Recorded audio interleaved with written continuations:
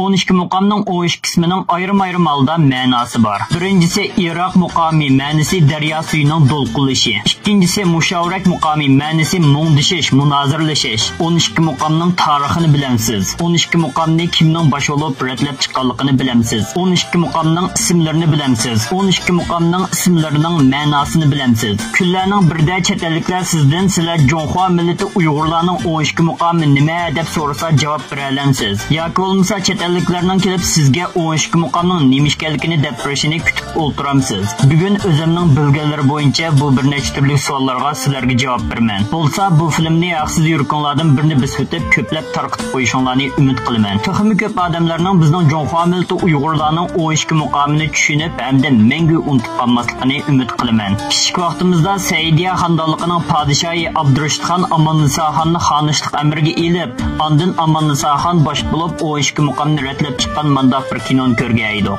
Bu kino hozirmi esinglarda bormiki? 12 muqamning tarixini 13-asrdan boshlab so'zlashga to'g'ri keldi. Milodiy 13-asrda muzikant Sufurdin Erma muqam degan muzika atalg'usini tunji qitim ishlatgan. Yana nurg'unlagan kuy shaklini loyihalagan. Shu chog'da muqam tadrijiy taraqqiy qilgan. 16-asr Saidiya xonligi mezgilida Amonniso xon qatorliqlarning qo'llashi bilan Qodirxon muqamlarni ratlab chiqqan. Shuning bilan bir vaqtda muqamni asosiy jihatdan pishib yetildirgan. 19-asrda Alim Salim Sitvaldi qatorliq xalq san'atkorlari muqamni yana bir qitim ratlab Uyg'ur xalqining doston va mashrifini birlashtirib, kuy shakli qurilmasi taxmi zo'r bo'lgan bir xil muqamni shakllantirgan. Shu asrda muqam tadrijiy ixchamlanib, 12 yurishlik muzikaga aylantirildi. Bu ixchamlashtirilgandan keyingi 12 yurishlik muzika 12 muqam deb ataldi. 20-asrning 50-yillarida 12 muqamni faqat birla peshqadam san'atkor to'liq o'rlay oladi. Bu san'atkorni 6 yil jiddiy qutqizish orqali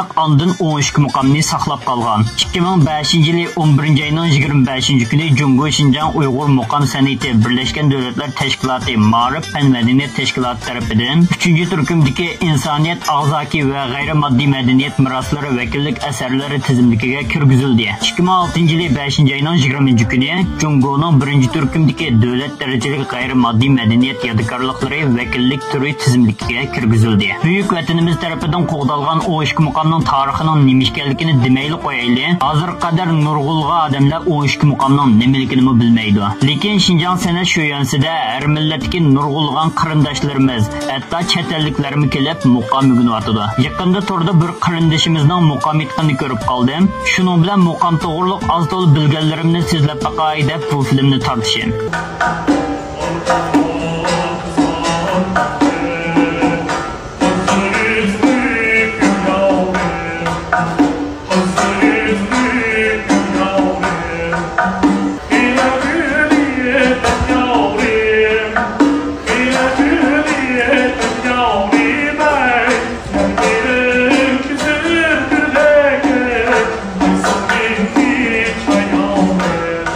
Muqamdagi har bir nag'ma taxminan 2 soatdan ko'proq aytildi. Butun 12 muqamni tugutib aytish uchun bir kun 24 soat vaqt yetmaydi. 12 muqamning o'xshash bo'lmagan bo'laklarda so'zlangani ba'zilari qonun, ba'zilari jamiyat, ba'zilari turmush, ba'zilari ishqiy muhabbat degandek. 12 muqamning 12 qismining ayrim-ayrim holda ma'nosi bor. Birinchisi Iroq muqami, ma'nosi daryo suyining to'lqinlashi. Ikkinchisi mushavarat muqami, ma'nosi mungdishish, munozirlashish. Uchinchisi Nava muqami, ma'nosi jasorat va kuch-qudratni kuylash. To'rtinchisi bayat muqami, ma'nosi aslash. Beshinchisi Vushoq muqami, ma'nosi oshiq-ma'shuqlarning o'zaro bir-biriga ko'nglini ifodalash. Oltinchisi Ajam muqami, ma'nosi vatanni, diyorni so'yish. Yettinchisi O'zhal muqami, ma'nosi ahvollashish, halmon bo'lish. Sakkizinchisi Panjigoh muqami, ma'nosi ulug' yuksaklikni so'zlash. To'qqizinchisi Chorgoh muqami, ma'nosi go'zal hayotni izlash. 10-si Sigoh muqami, ma'nosi g'aflatdan uyg'onish.